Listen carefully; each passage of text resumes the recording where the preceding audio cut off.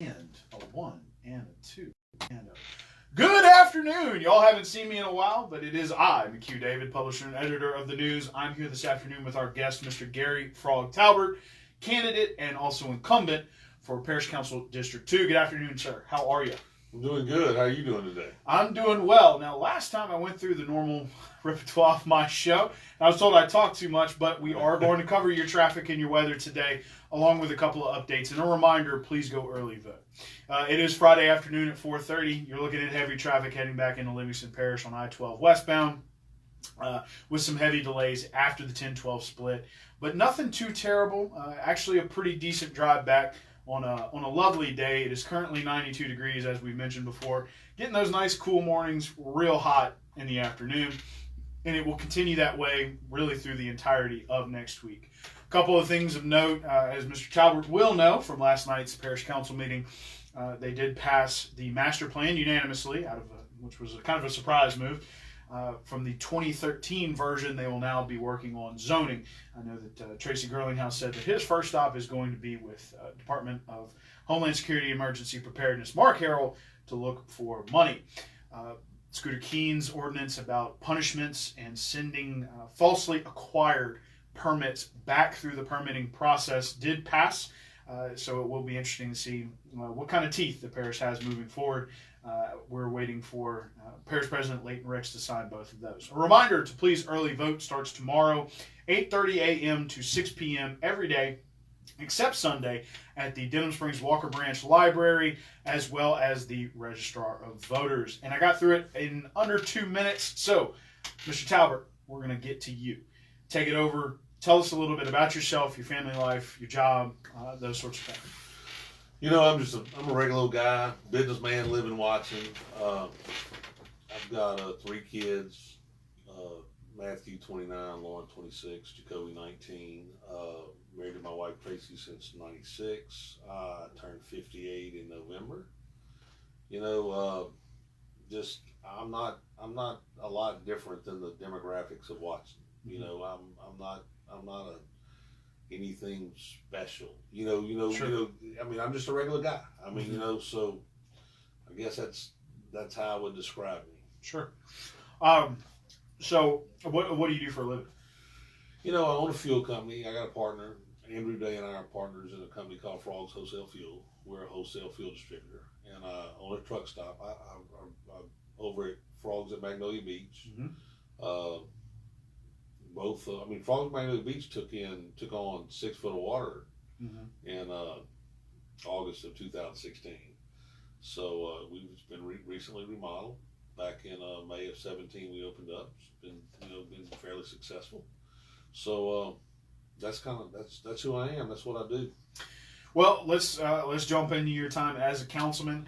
How do you feel about your first 4 years? I mean, look, we've learned a lot. I think we've represented the people of Watson well, people of Livingston Parish well. I think the council as a whole has done a pretty good job. We were dealt a pretty tough hand. No, sure. March 16, we got a flood in the south part of the parish. Then we have August 16 hit. In that August flood, there were 4 councilmen, me, Bubba, John, Tracy. 4 of us that flooded. And then along with tons of residents of the parish, and whatever agenda or whatever we want to really, propose as a, getting accomplished kind of got put on the back burner for, 18, 24 months. So, but I've been pleased. I'm happy that I've got a record out there that establishes who I am, kind of what you see what you get, look, I've been tested. I've been challenged. I've been beaten. And I've won.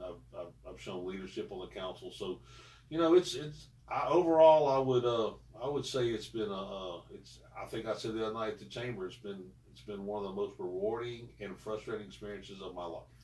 So you talked about at that chamber event, and something that we talked about. We ran a podcast. It is online, www.livingstonparishnews.com. Backslash podcast, it's going to be a much longer version of the things he and I are going to talk about this afternoon. If you're interested in watching it, we kept it to 52 minutes this time. You said you don't know what you don't know. And it's something you brought up at that council forum. Tell us about, what you feel like you could have improved and some of the things you learned along the way. I think that, well, of course, like I've always said, the hardest thing for me is just the teamwork aspect of learning to work with 8 other individuals, 9 though in the parish president. Sure. Because if you're your own business, you own your own business, then you basically, you don't go to anybody for the final decision.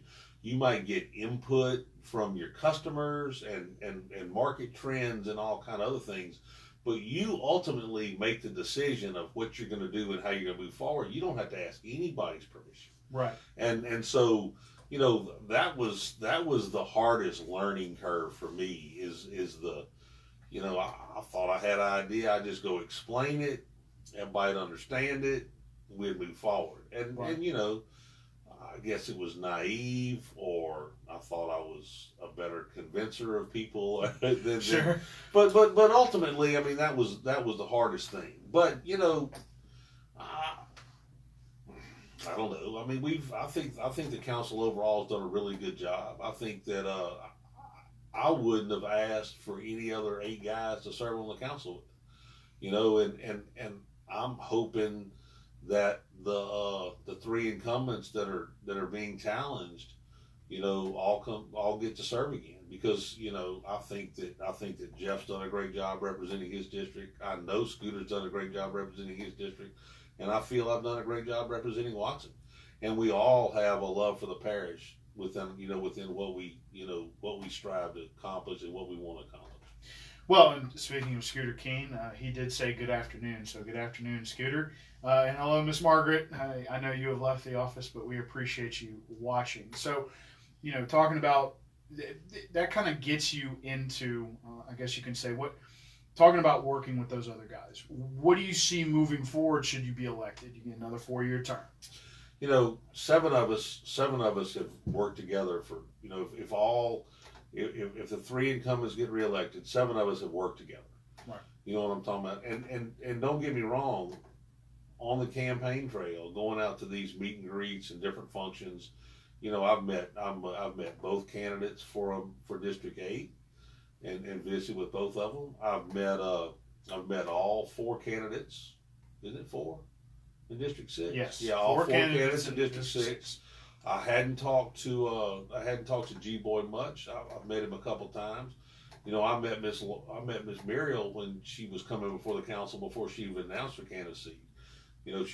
When she came and talked to us about recycling, and then when she came to talk about the apartment complex next to her subdivision. Right. And so I think that we can work with any of those individuals. Sure. And so, I'm encouraged that the next council is going to be a productive council, and we're going to move forward because we've got some challenges facing the next council. Sure. Talk about some of those challenges. I think ultimately, of course, we've got the FEMA situation, from the letter, and we're going to have to do some legislative package to address some of those things to make sure we don't have problems in the future. If you've read the letter, there was, 3 pages talked about, kind of what we did wrong and some corrective action that we're going to have to address. But the back 3 pages are just kind of an idea. This is what everybody in the country has to do. Right. And so, we've got to get those back 3 pages implemented, right. in that letter. And so whether it's going to have to be done by ordinance or whether the administration is going to do it, just by implementation of their, policies and procedures will be decided at some point in time in the future. But it's very important that we have this in place before we have another problem. Because if we have another problem and we, screw the pooch, so to speak, it's going to be detrimental to this parish. Mm-hmm. So, it's very important that we get on that and we start moving forward to resolve those issues for the future. Well, and Mr. Chuck Rennie said hello. Yes, and what Mr. Talbert's talking about is for a lot of you who are watching right now and who will watch later or listen later, there's been a back and forth between the parish and FEMA. Mr. Mark Harrell, who is the Director of Homeland Security and Emergency Preparedness, has visited FEMA. There's going to be a pretty prolonged timeline going on here as the parish works with FEMA, not only to work with the substantially damaged homes, but also to work on the parish's flood ordinance and disaster response ordinance and those sorts of things. So it will be interesting to see how that pans out but it will heavily involve you all with in the legislative branch. Let's take a little break real quick before we start talking about some specific instances and talk about, what made you decide to run the first time, and then what made you decide, I'm going to run for re-election? Well, the first time, this isn't, I guess public service isn't new to me. I mean, I grew up a minister's kid, and it's just kind of something that you've been, shown or taught your whole life that, that you need to kind of give back to your community. You need to, whether it be your church, your community as a whole. I served on the East Baptist Parish Metropolitan Airport Commission, for 3 years when I lived in Central.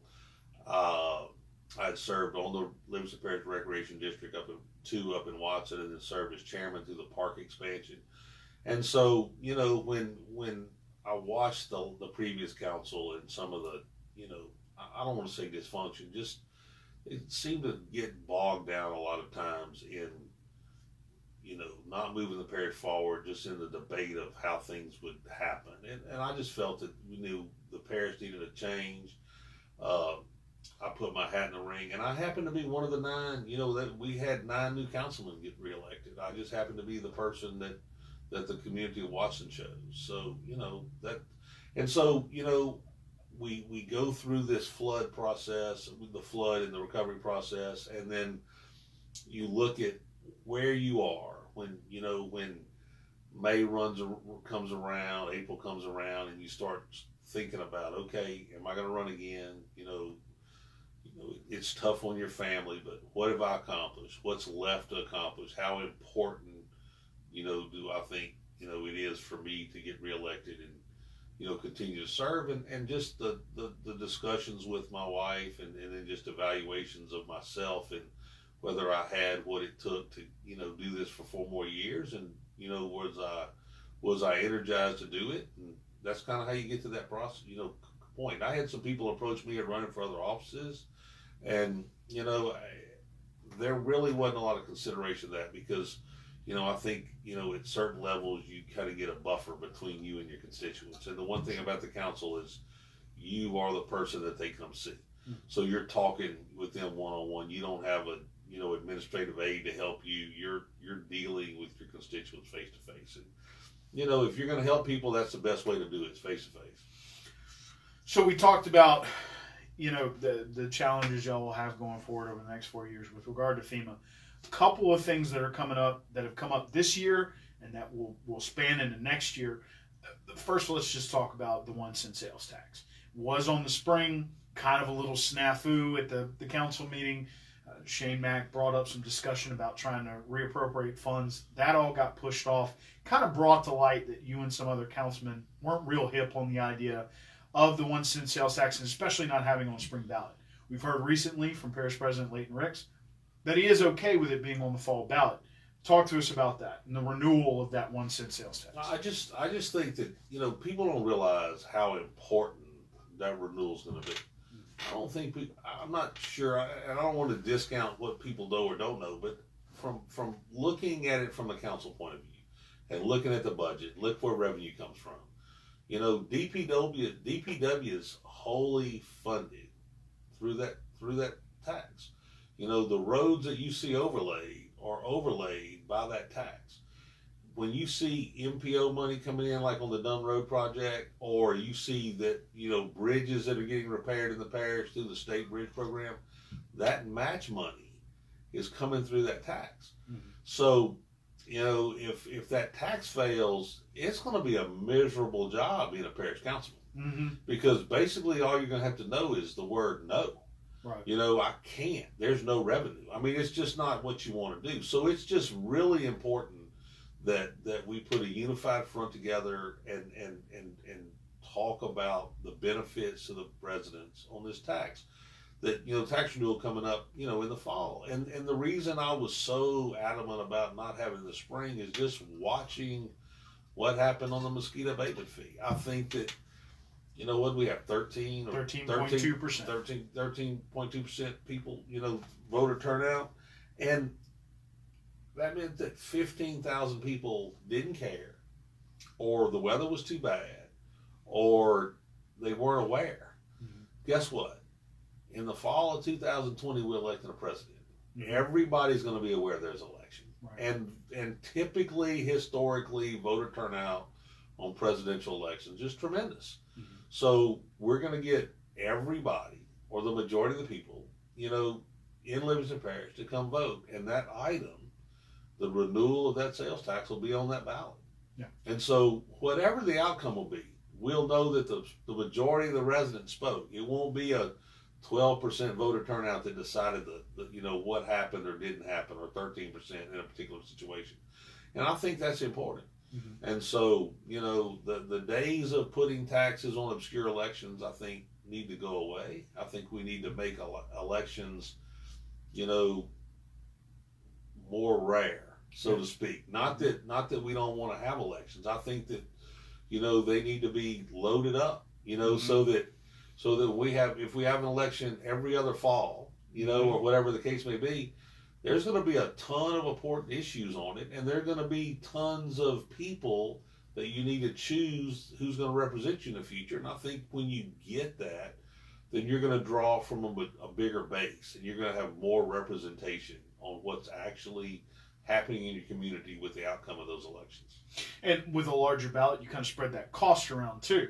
And it is interesting, there was a 13% turnout for that. The last gubernatorial election was about a 33% turnout. The last presidential election was 83% in Livingston Parish. So it a greater subject to the people. So moving on, talking about things that are sort of carried forward. Last night at the Parish Council meeting, we discussed it earlier, the ordinance to levy punishments on falsely acquired permits and to reset that process did pass. That was something that came up through the whole deal of it not necessarily because of Premier Concrete. That situation probably was what broke the straw that broke the camel's back. I think it just brought it to light. I think that we've had other situations where people would buy a shed permit, and next thing you know, they got a 100,000 square foot building out there, right, or something. But ultimately, and that's an exaggeration. Sure. But ultimately, 100,000 square feet is a lot. Yeah, but ultimately, I think what happened is that in conversation with the administration and discussion with the parish attorney, that the administration felt there was no procedure. And so consequently, they took it upon themselves to try to resolve this issue as best they could. And of course, the council felt like, we're not giving the citizens the right to speak their mind in this particular deal. So I think in the discussion, Scooter just kind of realized that let's give some direction. Mm-hmm. If you do something and you create a situation that, leads to, misrepresentation of a fact, or, erroneously issued permit or whatever, that we reset, mm-hmm, and gives everybody a clear direction on how to move forward. And I think if we would have had this in place in March, the issue would be over. No. It would be mute, but we didn't have it in March, and so this Premier Concrete thing's drug on, from the original time I think the original application was made to now. Heck, we're approaching a year. Mm-hmm. Over a year, if you're talking about their initial trying to repartition that piece of land. We're over a year now. Kind of an interesting prospect, but they will be coming before the planning board in October. So it will be interesting to see. That would be Premier Concrete. Right. So it will be interesting to see how that goes, how that interaction goes, and then after that, they'll come before you all, the Parish Council.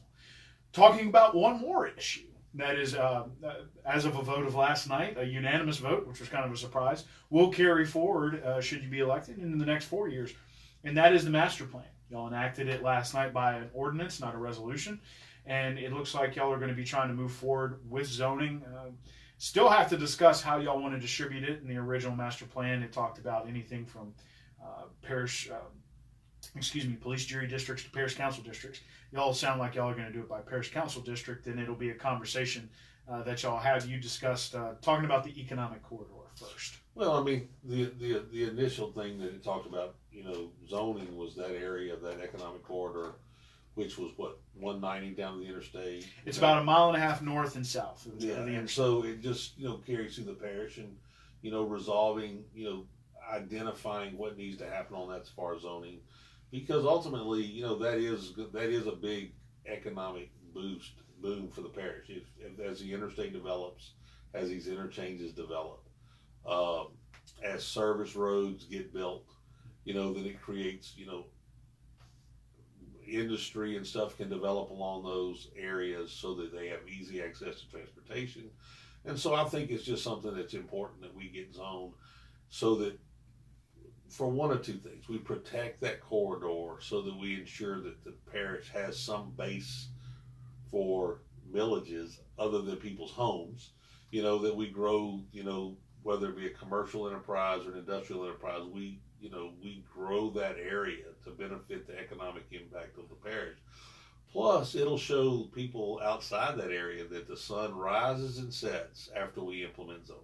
Mm-hmm. And it doesn't penalize the homeowner or the property owner. Right. Heck, Watson's got a lot of subdivisions in it, but it's got a ton of rural land in it. Mm-hmm. And I think the thing that we're going to have to, educate and inform on is that rural zoning you can do almost anything in. Mm-hmm. I mean, there's some restrictions for protection. There might be some density restrictions on development of residential areas in it, and there will be some restrictions on how much business can go in it. Mm-hmm. But ultimately, there's a lot of stuff that can happen in a rural area. So we just have to evaluate, what other, rural zoning looks like, and talk to the people about it and see what their thought process is. Well, and that'll be coming up in the coming months. A lot going on for you guys coming up next year. Anything else you'd like to throw out there today? I want to wish the Live Oak Eagles good luck tonight as they travel to Kentwood. Play under the water tower. That's it. But it'll be it'll be a good test for them. I mean, I know Kentwood's a lower classification, but they've always been a talented program that ends up in the dome on a regular basis. So gonna have to play disciplined football. They've got a lot of weapons on that team. Absolutely. But it'll be another good road test for Coach Brett Beard and the Eagles. He did say, and he continues to say, we got to run on the road if we want to go to the Dome. So here's another good challenge for him. Mr. Talbert, thank you for being on the show again. We do appreciate it. We wish you the best of luck. Please remember, those of you out there that will be voting, early voting starts tomorrow, Saturday, September 28th, 8:30 a.m. to 6 p.m. You cannot vote on Sunday, September 29th, and then it continues to run from Monday to the next Saturday, October 5th. Every day, 8:30 a.m. to 6 p.m. at the Denham Springs Walker Branch Library, as well as the Registrar of Voters Office. Early voting being pushed hard this year because on Saturday, October 12th, you have the LSU Florida game at 2:30 on CBS. Southeastern's homecoming. You're roughly about 2 weeks in the hunting season, and it is the Saturday of the fair. So instead of worrying about going to vote, I think Nichols got Northwestern coming in. And Nichols has Northwestern coming in. So we might have some local folks that are going to be running out of town. So please vote early so you don't have to worry about voting that day, just about the results. We'll handle those results for you here at the Livingston Parish News. One more time around with your traffic before we let you go here on this auspicious of Fridays. Traffic starting to heat up a little bit now that we're getting closer to the 5 o'clock hour. Heavy delays backed up from Airline Highway after the 10-12 split heading eastbound all the way back into downtown Baton Rouge. Some heavy delays after Walker, might be a possible accident in between Walker and Livingston heading eastbound. Otherwise, relatively clear in the Denham Springs area. Please remember, it is 92 degrees Fahrenheit. It's going to stay relatively warm through game time tonight for those of you who are going to be watching a little football from the stands. But it will cool off into the evening, getting into the low 70s. And we will continue to have the hot days and the cool nights for another couple of weeks. One more time, my name is McHugh David, publisher and editor of the news. Appreciate you, Mr. Garry Frog Talbert, being on the show one more time before we have early voting beginning tomorrow and the election October 12th. We will be back at you Monday morning with the Monday morning show. I'll catch up with you then. Have a great weekend.